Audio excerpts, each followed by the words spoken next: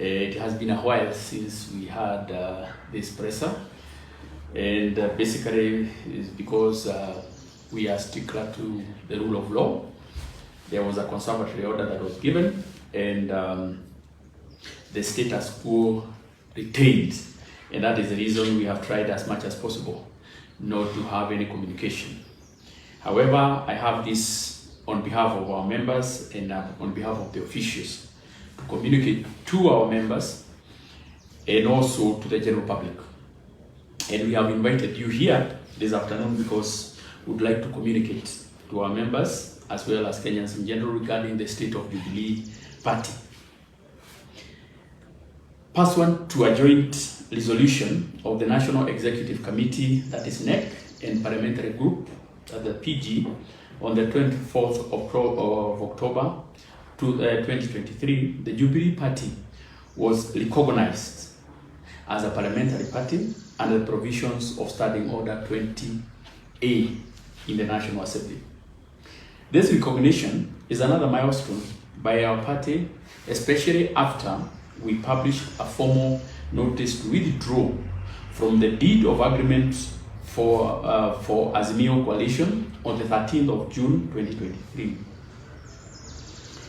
You remember that the Speaker of the National Assembly pronounced himself on the floor of the House that Jubilee, having qualified, being a parliamentary party with 28 members in the National Assembly and 5 in the Senate, we were recognized as a parliamentary party, and that is the reason Honorable Sabina Kega moved from the position of Deputy Whip of the Azimio to become the Jubilee Whip in the National Assembly.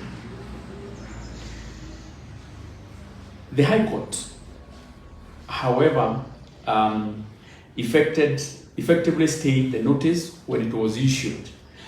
Which issued conservatory orders on the 13th of July, in 2023 in the High Court Civil Appeal number 0630 of 2023, which had been filed by Honorable Jeremiah Kioni following his expulsion from the party on the 2nd of May 2023. It is a matter of public knowledge that Jubilee made the decision to exit the Azimio coalition following the blatant mistreatment and emasculation in Parliament and county assemblies by ODM. You remember that after the 13th Parliament was inaugurated, the leadership was also inaugurated, but unfortunately, what belonged to Jubilee was taken by ODM. At the moment, Jubilee is not represented in the Parliamentary Service Commission, a position that was taken by ODM. Jubilee is not represented in the Budget Committee. Our positions were taken by ODM and many other committees. We only have one chair in the National Assembly, and we are entitled to 5 chairs of committees. But unfortunately, they were all taken by ODM, and that is the reason we decided to exit Azimio. We also have issues in the county assemblies. The County Assembly of Nairobi, we have over 10 members in the County Assembly. Unfortunately, we have been mistreated, and some of our members have even been de-whipped. Actually, we have 3 members who have been removed from committees on instructions from the former Secretary General, Jeremiah Kioni. Jubilee Party is therefore happy with its new status as a parliamentary party, and we will robustly and independently champion the interests of Kenyans on the floor of Parliament as mandated by the people. We are going to cascade the same. The decision that was made in the National Assembly is going to be escalated in the Senate so that our 5 senators are also recognized as a parliamentary party. We also cascaded down to the county assemblies, whereby in the County Assembly of Nairobi, for example, we also become a parliamentary, a county party that will have the whip, the leadership, and the positions that go with that position. We are also aware that Kioni has written so many letters to the county assemblies, to the National Assembly, to the Senate, And we would really want to remind him that he is in that office courtesy of a conservatory order, which of course has its limitations. And I want to highlight some of the cases that we have. We would like our members to know that the multiple court cases filed by Honorable Kioni following his expulsion from the party are pending hearing and determination, and it is only a matter of time before they are concluded. We have continued to obey the conservatory orders issued in those cases that require the status quo of Jubilee, of the leadership of Jubilee to be maintained as per the Gazette Notice number 3195 of 22nd March 2022, which I have also attached here and I will also be able to provide, pending the determination of the Kioni's appeal. We want to say that Kioni is abusing the court process. He is only in that active position courtesy of a conservatory order, and for sure he has been usurping powers that he doesn't have. It is perturbing, however, that Kioni continues to abuse this goodwill from the courts, while the court cases are ongoing and while the conservatory orders are in place. Kioni has purported to single-handedly reorganize the organs of the party, which is not only highly presumptuous, it is also gross in contempt of court. While Kioni's wanting leadership style is not surprising to the leadership of Jubilee, it is also important that we clarify to our members that Kioni does not have powers to do the following things that he has been doing lately. 1, purporting to convene any party organ meeting. 2, purporting to replace NEC members with non-members in Jubilee. 3, writing dismissal letters to members of Internal Dispute Resolution Committee and the National Disciplinary Committee. 4, writing to speakers of the Senate, National Assemblies, and County Assemblies on purported changes to leadership and committee membership in the respective houses. The latest being letters he has written to the County Assembly of Meru, trying to direct how members are going to vote or are going to carry out themselves. And 5, writing to the registrar of political parties on the affairs of Jubilee without authority of the relevant party organs.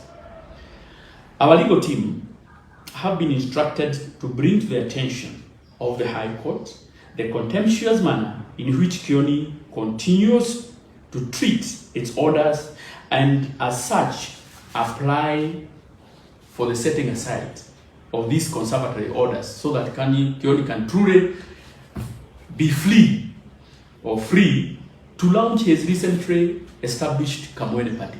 You have seen him of late, that he has been going around with a group calling itself Kamwene. We are very much aware that they are in the final stages of registering that party. Of course, a very tribal party, which Jubilee would not want to associate with ourselves with. And we would really want to beseech Kioni to leave Jubilee out of the issues of Kamwene, because we don't subscribe to tribal and regional parties. Jubilee is a national party.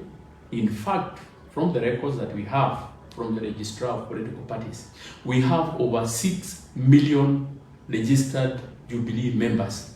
And there is no way we can reduce our party from a national party to associate ourselves with tribal parties.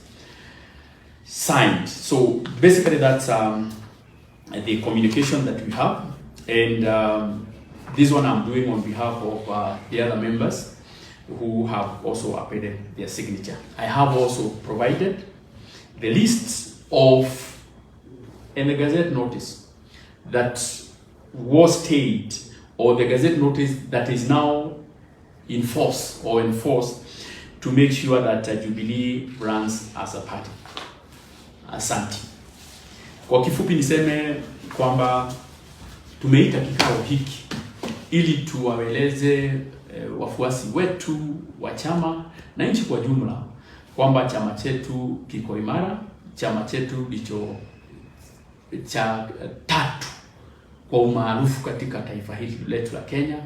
Tuko na zaidi ya wabunge 28 katika bunge la kitaifa. Tuko na maseneta 5 katika seneti yetu ya kitaifa. Tuko na zaidi ya wajumbe wa county assemblies zaidi ya 116 ambao ni wa chama chetu cha Jubilee, ambao wako katika kila pembe ya nchi hii yetu. Ya pili, tuseme kwamba tumefurahishwa na uamuzi ambao uliotolewa na spika wa bunge la kitaifa ya kuonyesha kwamba Jubilee ni chama ambacho kimehitimu kuwa chama ambacho kimejisimamia. Sisi tumekuwa tukitishwa katika ule muungano ambao tulikuwa kwa huo muungano wa Azimio, na tukasema kwamba tukaonelea kwamba ni vyema sisi tukae sisi kibinafsi kama chama, kwa sababu katiba ya Kenya na taratibu za bunge zinakubalia kwamba chama kikihitimu kuwa na wabunge zaidi ya 17 katika bunge la taifa linajulikana kama a parliamentary party. Sisi tumehangaishwa sana na wale ambao tumekuwa tukifanya kazi nao, wale wa upande wa Azimio, kwa sababu viti vyote katika bunge za county, wao badala ya kutupatia ama kupatia Jubilee haki yake, kila wakati huwa wanachukua viti vyetu, na ndivyo tukatoa amri na tukatoa hakikisho kwamba sisi tutajisimamia, Jubilee itasimama imara, na ni uhakikishie wanachama wetu kwamba Jubilee tutaimarisha mwaka ujao. Baada ya kesi hizi zote kutamatishwa, tutaanza kusajili upya wanachama wengine ili tuhakikishe kwamba ifikapo uchaguzi wa 2027 Jubilee itakuwa na wajumbe wengi, Jubilee itakuwa na maseneta wengi, Jubilee itakuwa na magavana wengi. Nilikuwa nimesahau kwamba Jubilee iko na gavana mmoja wa kule Isiolo, gavana Guyu. Kwa hivyo chama cha Jubilee kiko imara, na tutahakikisha kwamba chama kitasimama imara ili kishindane na vyama vile vingine vyote katika ulingo wa siasa. Ya pili ni kusema kwamba aliyekuwa katibu mkuu wa chama hiki chetu, Mheshimiwa Kioni amejitwika uongozi ambao hauko katika katiba hii letu. Kioni, Murathe na Kagwe sio wanachama wa chama chetu cha Jubilee, kwa sababu kamati kubwa ya chama hii yetu iliketi na ikawafukuza kuwa wanachama wa chama cha Jubilee. Ni vile tu walikimbia koti ikawapa ile inaitwa conservatory orders, afueni ya muda ili wakae kwa chama mradi kesi isikizwe. Kesi haijasikizwa, lakini ukiona vile wanazunguka zile barua anaandika, analeta haruki katika chama, analeta ugomvi katika chama, na tunamwambia akome, kwa sababu yeye sio mwanachama wa chama cha Jubilee. Na tumeona hivi majuzi ameshiriki katika kuunda chama ambacho wanaita Kamwene, na Kamwene ni chama cha kikabila. Sisi kama chama cha Jubilee sio chama cha kikabila, sisi ni chama cha kitaifa, na hatutaki kuhusishwa hata kidogo na vyama vya kikabila. Sisi tumesema kwa kauli moja, sisi hatuko kwa vyama vya kikabila, sisi ni chama cha kitaifa. Kioni, hakuna mtu amekupatia ruhusa ya kuandikia spika wa bunge la kitaifa, huna mamlaka ya kuandikia spika wa seneti, huna hata mamlaka ya kuandikia wajumbe wowote kama ilivyo vile imeonekana umeandikia wabunge la Meru, ukijaribu kuwahadaa na kujaribu kuwalai ili waje pande yako. tunakuambia huna uwezo wa kuandika hizo barua.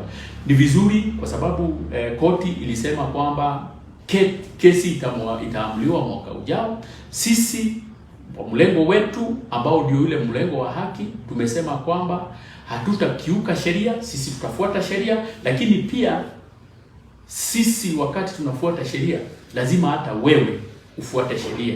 Na matamshi mengine ambayo unatoa hayaambatani na nia zetu kama chama cha Jubilee. Kwa hivyo maneno yote Kioni yanatoa sio msimamo wetu wa chama chetu cha Jubilee.